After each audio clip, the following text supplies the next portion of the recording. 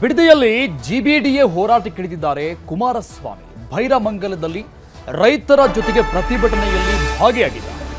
ರಾಜ್ಯ ಸರ್ಕಾರದ ವಿರುದ್ಧ ಎಚ್.ಡಿ. ಕುಮಾರಸ್ವಾಮಿ ಆಕ್ರೋಶವನ್ನು ವ್ಯಕ್ತಪಡಿಸಿದ್ದಾರೆ. ಕೇಂದ್ರ ಸಚಿವ ಭೈರಮಂಗಲದಲ್ಲಿ ನಡೀತಾ ಇರುವಂತಹ ರೈತರ ನಿರಂತರ ಪ್ರತಿಭಟನೆ ಇದು.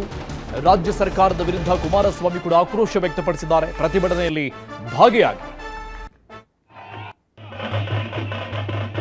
ಬಿಡದಿಯಲ್ಲಿ ಜಿಬಿಡಿಎ ಹೋರಾಟದಲ್ಲಿ ಎಚ್.ಡಿ.ಕೆ ಭಾಗಿಯಾಗಿರೋ ರೈತರಿಗೆ ಸಾಥ್ ಕೊಟ್ಟಿದ್ದಾರೆ.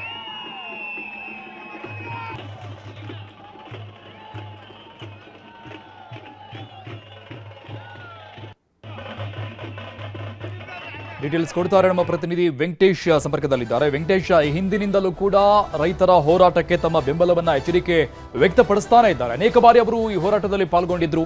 ಈ ಭಾಗದ ಭೂಮಿಯನ್ನ ಸ್ವಾಧೀನಪಡಿಸಿಕೊಳ್ಳುವಂತ ಪ್ರಕ್ರಿಯೆಯನ್ನ ಕೈ ಬಿಡಬೇಕು ಅಂತ ಇವತ್ತು ಮತ್ತೊಂದು ಹಂತಕ್ಕೆ ಹೋಗ್ತಾ ಇದೆ. ಏನ್ ಡೀಟೇಲ್ಸ್ ಇದೆ ಇವತ್ತಿನ ಬೆಳವಣಿಗೆಗಳು ಏನು ವೆಂಕಟೇಶ್? ಅರುಣ್, ಏನಂದ್ರೆ ಕಾಂಗ್ರೆಸ್ ಸರ್ಕಾರದ ಒಂದು ಮಹತ್ವಾಕಾಂಕ್ಷಿ ಯೋಜನೆ ಜಿಬಿಡಿಎ ಯೋಜನೆ ಇದು. ಬಿಡದಿಯ ಬೈರಮಂಗಲ ವ್ಯಾಪ್ತಿಯ 2 ಪಂಚಾಯಿತಿ ಅಂದ್ರೆ ಬೈರಮಂಗಲ ಮತ್ತೆ ಕಂಚಿಕಾರನಹಳ್ಳಿ ಪಂಚಾಯಿತಿಯ ಸರಿಸುಮಾರು 35 ಹೆಚ್ಚು ಗ್ರಾಮಗಳನ್ನ ವಶಪಡಿಸಿಕೊಂಡು ಅಂದ್ರೆ ಭೂಸ್ವಾಧೀನ ಮಾಡಿಕೊಂಡು ಯೋಜನೆಯನ್ನ ಮಾಡ್ಲಿಕ್ಕೆ ಸರ್ಕಾರ ಹೊರಟಿದೆ. ಈ ನಿಟ್ಟಿನಲ್ಲಿ ರೈತರು ಕಳೆದ 7-8 ತಿಂಗಳಿಂದ ಹೋರಾಟ ಮಾಡ್ತಾ ಇದ್ರು. ಇವತ್ತು ರೈತರ ಹೋರಾಟಕ್ಕೆ ಕೇಂದ್ರ ಸಚಿವ ಎಚ್.ಡಿ. ಕುಮಾರಸ್ವಾಮಿ ಅವರು ಭೇಟಿಯನ್ನ ಕೊಟ್ಟು ಅವರಿಗೆ ಬೆಂಬಲವನ್ನ ಕೊಟ್ಟಿದ್ದಾರೆ. ಯಾವುದೇ ಕಾರಣಕ್ಕೂ ಕೂಡ ನಿಮ್ಮ 1 ಇಂಚು ಭೂಮಿಯನ್ನು ಕೂಡ ನಾವು ಕೊಡ್ಲಿಕ್ಕೆ ಬಿಡೋದಿಲ್ಲ, ನಿಮ್ಮ ಪರವಾಗಿ ನಾವು ಸದಾ ನಿಲ್ತೇವೆ, ಎಲ್ಲಿ ಹೋರಾಟ ಮಾಡಬೇಕು ಕಾನೂನಾತ್ಮಕವಾಗಿ ಆ ಹೋರಾಟವನ್ನ ನಾವು ಮಾಡ್ತೇವೆ ಎನ್ನುವಂತ ವಿಶ್ವಾಸದ ಮಾತುಗಳನ್ನ ಕುಮಾರಸ್ವಾಮಿ ಅವರು ಇವತ್ತು ಪ್ರತಿಭಟನಾ ಸಭೆಯಲ್ಲಿ ವ್ಯಕ್ತಪಡಿಸಿದ್ದಾರೆ. ಅಂದ್ರೆ ಈ ಯೋಜನೆಯಿಂದಾಗಿ ಸಂಪೂರ್ಣವಾಗಿ ಕೃಷಿ ಭೂಮಿ ನಾಶ ಆಗ್ತದೆ, ಜೊತೆಗೆ ಹೈನುಗಾರಿಕೆ ನಾಶ ಆಗ್ತದೆ. ಹಾಗಾಗಿ ಯಾವುದೇ ಕಾರಣಕ್ಕೂ ಕೂಡ ಈ ಯೋಜನೆಯನ್ನ ಮಾಡ್ಲಿಕ್ಕೆ ಬಿಡಬಾರ್ದು, ಅದಕ್ಕೆ ನಾನು ನಿಮಗೆ ಸಹಕಾರಿಯಾಗಿ ನಿಲ್ತೇನೆ ಎನ್ನುವಂತ ವಿಶ್ವಾಸದ ಮಾತುಗಳನ್ನ ಕುಮಾರಸ್ವಾಮಿ ಅವರು ಹೇಳಿರ್ತಕ್ಕಂಥದ್ದು. ಜೊತೆಗೆ ಇದೇ ವೇಳೆ ಡಿ.ಕೆ. ಶಿವಕುಮಾರ್ ಅವರಿಗೆ ಮತ್ತೆ ಡಿ.ಕೆ. ಸುರೇಶ್ ಅವರಿಗೆ ಟಾಂಗ್ ಅನ್ನ ಕೊಟ್ಟಿದ್ದಾರೆ. ಅಂದ್ರೆ ಇದು ಜಮೀನನ್ನ ಲೂಟಿ ಮಾಡುವಂತ ಒಂದು ಯೋಜನೆ ಆಗಿರ್ತಕ್ಕಂಥದ್ದು. ಈ ಯೋಜನೆಗೆ ಇವರಿಬ್ಬರ ಒಂದು ಸಹಕಾರ ಕೂಡ ಇದೆ ಎನ್ನುವಂತ ನಿಟ್ಟಿನಲ್ಲಿ ಮಾರ್ಮಿಕವಾಗಿ ಕುಮಾರಸ್ವಾಮಿ ಅವರು ವೇದಿಕೆಯಲ್ಲಿ ರೈತರನ್ನ ಉದ್ದೇಶಿಸಿ ಮಾತನಾಡುವಂತ ಸಂದರ್ಭದಲ್ಲಿ ಮಾತನಾಡಿರುವಂತದ್ದು. ಅರುಣ್, ಥ್ಯಾಂಕ್ ಯು ವೆಂಕಟೇಶ್ ಡೀಟೇಲ್ಸ್ಗೆ. ಮತ್ತಷ್ಟು ಪ್ರಮುಖ ಸುದ್ದಿಗಳನ್ನು ಕ್ವಿಕ್ ಆಗಿ ನೋಡೋಣ.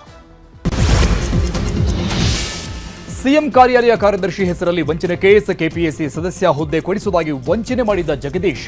ಸಿಸಿಬಿ ಪೊಲೀಸರಿಂದ ಆರೋಪಿ ಜಗದೀಶ್ ಬಂಧನ.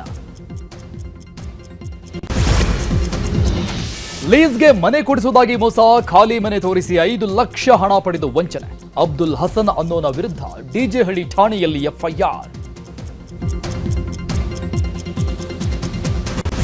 ಹಗಲು ಮನೆ ದರೋಡೆಕೋರರ ಬಂಧನ. ಬೆಳಗಾವಿ ಜಿಲ್ಲೆಯ ಅಥಣಿ ಪೊಲೀಸರಿಂದ 3 ಬಂಧನ. ಬಂಧಿತರಿಂದ ಬೈಕ್ ಸೇರಿ 20.40 ಲಕ್ಷ ಮೌಲ್ಯದ ಚಿನ್ನಾಭರಣ ವಶಕ್ಕೆ.